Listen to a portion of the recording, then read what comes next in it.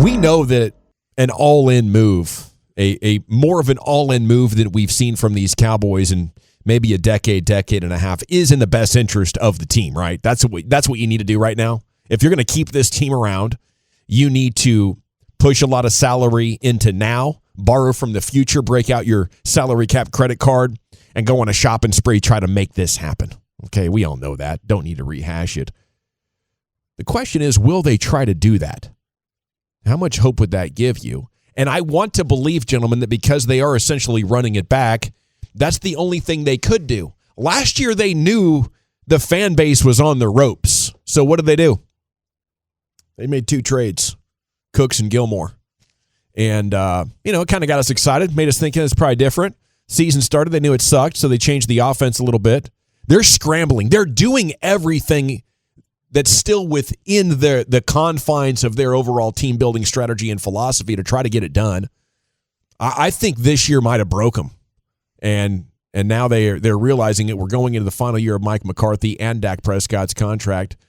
Let's see what happens. This came up because Dave Hellman, longtime Cowboys cover reporter, he tweeted about the Cowboys' options with Dak, and he said, not a single path forward looks appealing.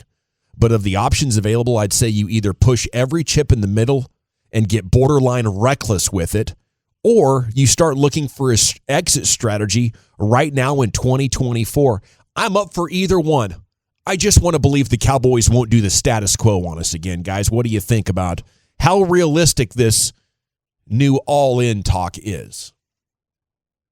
I don't find it to be. It's hard for me to buy into it. I mean, I'll be blown away if they do a all-in anything other than just going, once again, all in on Dak and giving him the long-term contract. But otherwise, no, I don't. I expect things to remain relatively status quo. This is what they're going to do. It's going to look like a very similar offseason as we've seen in the past. Yeah, I mean, I think that they're maybe it's trying to be optimistic, spin it in any way positive, because they're going to run it back with the coaching staff and with the quarterback. So the only other way to sell to the fan base is like, all right, hey, we're going to be more aggressive this offseason. We're going to attack free agency. We're going to try and go out there, maybe make some big trades, whatever it might be. But it's like, man, I got to see that to believe it. They did a good job, I think, last year with the trades. But it was also trades in which they gave up low picks, and those teams ate a good chunk of the salary. So they were trades made on their terms. It's not like they were overly aggressive in any way. I think it's a triple-edged sword what they talked themselves into. You never really build a great team. You're never picking in the top 5 back-to-back years where you could get a blue-chip quarterback and tackle and edge or Sauce Gardner. You can't get those kind of corners in the draft. And you're essentially building through the draft, trying to find all pros while mostly picking in the 20s. This team-building strategy might be the worst strategy in any sport right now going, because of how it puts you on a hamster wheel to nowhere. You're doing a lot of work, you're running hard, you look good, and boy, you kind of appear to be like you're really running the race. You ain't running the race, man. And you're not using any of the tools that the champions are using to push your team over the top. If you're Mike McCarthy, do you demand that they try and help you? Like, okay, I get it. You're making me coach in the last year of my deal. But how about help me a little bit? How about go out and try and spend more money, or go out and get more players, or go out, don't just, we sit around here and rely on the draft. Yeah. That's fine. I win you 12 damn games the last 3 years. I hope Mike's honest. I think I would. I think if I'm Mike McCarthy, I'm like, fine, you want me to coach my last year here without a contract, then okay.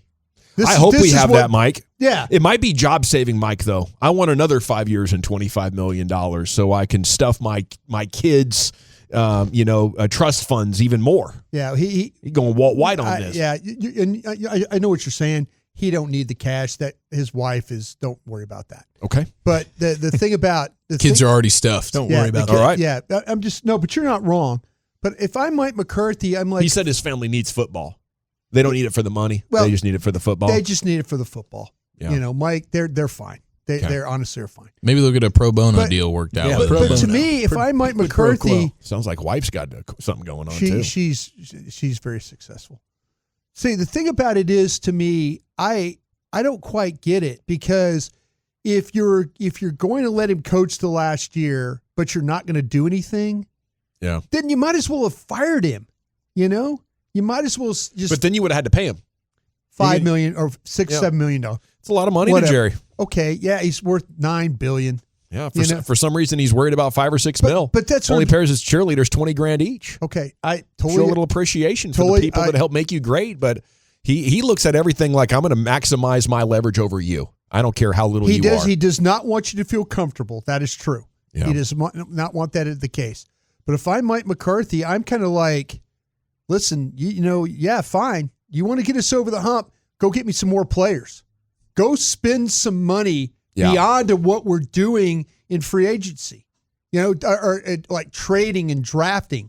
Yeah, let's go all in, baby. Yeah. Let's go. Here's what the winning teams do. Here's how we build teams. I think it's going to take a really powerful leader, one that's not afraid of getting fired, and maybe Mike McCarthy is just that guy right now. I would take that chance. Yeah, you got to go in there and be like, dude, I know you're going to fire me if if we don't win.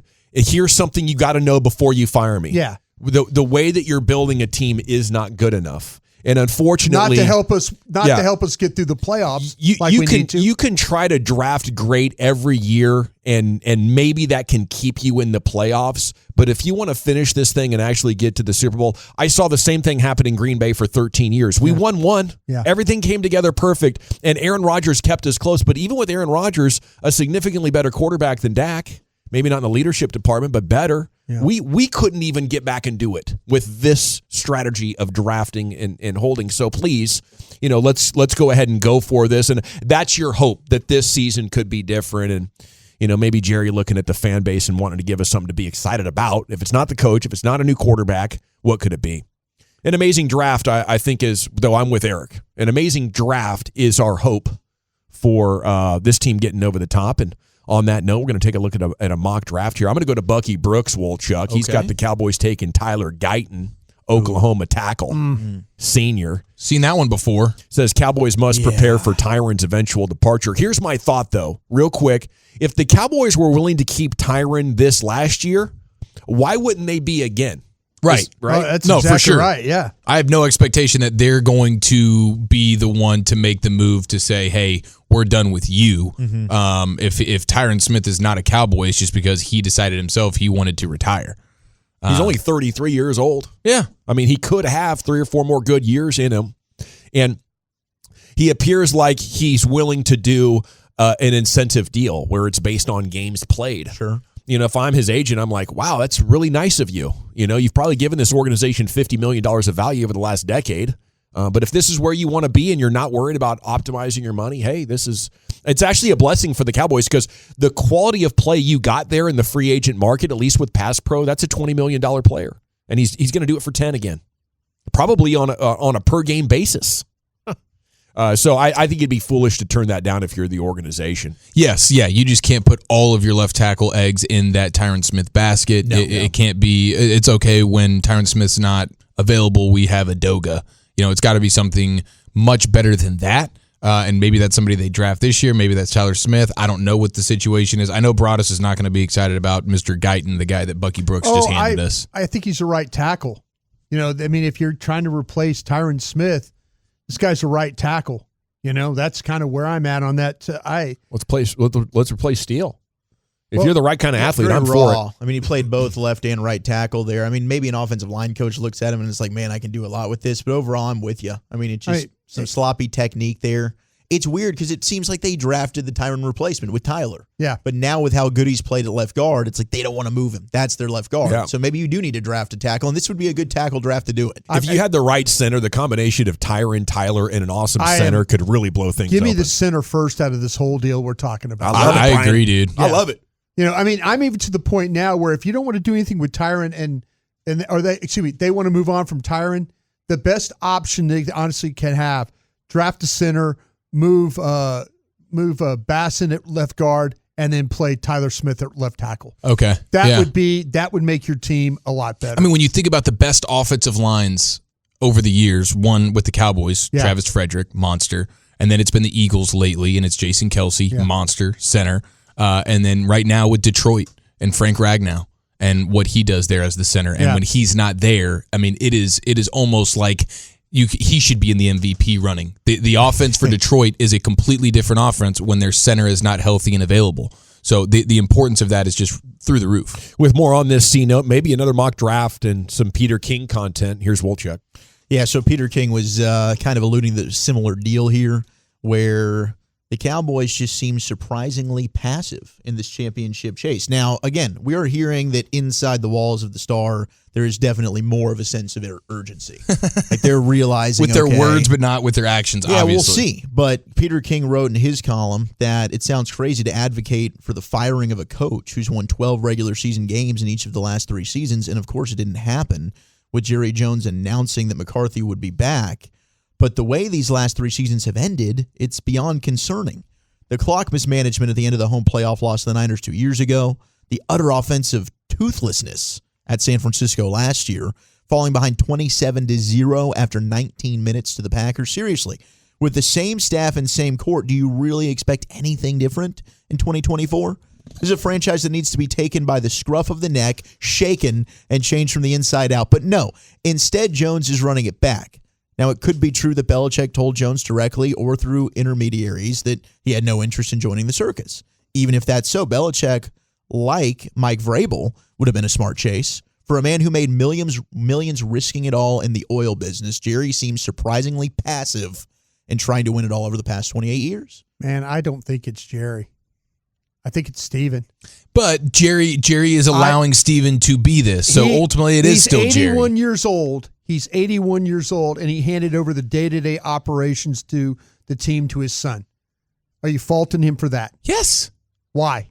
Because the son is obviously doing it in a way that is preventing. It is the opposite of whatever a magnet would be. It's a repellent for Super Bowls. Then that's not a blame on that. If you want to blame Jerry for handing off his team for being 81 years old, I see your argument.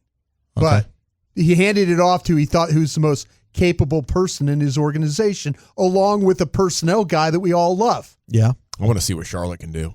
I tell you what, I think she'd be a badass. She might be. Yeah. But she might be willing to take some risks.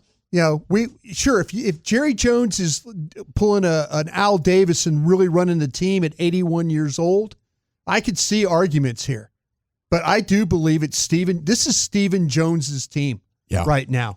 And if Jerry's number one fault is handing it off to somebody that's ultra conservative that way, then go ahead and blame him. But it's like an Adam Sandler movie. But right now, I think the blame's going the wrong direction here myself. So it needs to be Steven. Steven needs to be in the blame. I think when you start to talk about when they don't want to change. They don't want Bill Belichick walking in here or Jim Harbaugh walking in here and saying, we need to do this differently personnel-wise. I don't like the way we're doing this personnel-wise. I don't like this. They don't want that. They don't want that. It's easy for them now. Mike's not going to get in their way about personnel. Mike's not going to get in their way and say, oh, well, like I want him to go in there and say, hey, we need to do something different here. He's not. He's not going to do it different. It's totally comfortable for the way that these guys operate now. It is. They don't have anybody questioning their personnel moves.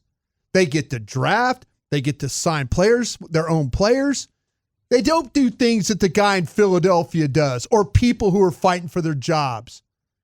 That's what this football team is. Yeah. They've handed it off from a guy who used to do crazy-ass things. And I was part of the crazy-ass things he did. Mm-hmm. Heck yeah, you were. You know what? You were a bad mofo. I almost said an S word there. The crazy-ass stuff will get you fired. But he handed it off. And that's where we are now. That's where we are with this football team. They don't want to change because it's they could operate in the way that they're comfortable operating. That's the problem. And it ain't Jerry. Jerry's just stepping back. He's 81 years old, but he still has all the titles and stuff. but he ain't in there rolling up his sleeves doing the nuts and bolts stuff. It's Stephen Jones doing this stuff. Well, he's using his dad eyes instead of his businessman eyes. Okay, so that is Jerry's fault for not being objective about the crap job your son has done. He's trying to handle not teaching son how to be a badass. Well, you said it earlier. Stephen Jones pinned his dad up against the wall one time. He did. You know? I think he did it again, and this time he finished and the he gets job. some of that fire back. He left with dad's cojones the last time he did it. Well, they've got a general manager in place, and they've got a personnel director. Sorry, I'm not going to put you guys in this. I respect Will McClay. Yeah. I really I do too. I do too. And I think that I think there's some things that maybe Will would want to do differently, but he understands what they're up against. Yeah. But he does not want change. None of those guys want change because change means they have to do things completely differently from what they've done before, which they've had success doing. Drafting, they draft really, really well. They occasionally sign a free agent that is kind of under the radar kind of guy that works out. They don't play the game that we used to play in the early 2000s, effing up this team. Signing guys, not working out, drafting poorly. That's Jerry still is capable of doing that if you put him in charge. That's good sports passion right there. I was going to say, I feel like we need to go standing ovation, round of applause there for Broaddus. The passion, the ability to dodge the S-bomb there. That is the problem, right? But make the point numb. You drove it home, bro. I'm just saying, if you folks need to focus on Stephen Jones now. Okay. They need to focus on that. That's where you need to focus your anger. Here he is, Bryan Broaddus, the former Cowboys scout, NFL executive, a lifelong Cowboys fan, and the number one influencer on Cowboys social media. He's at Bryan Broaddus if you want to follow him on Twitter X.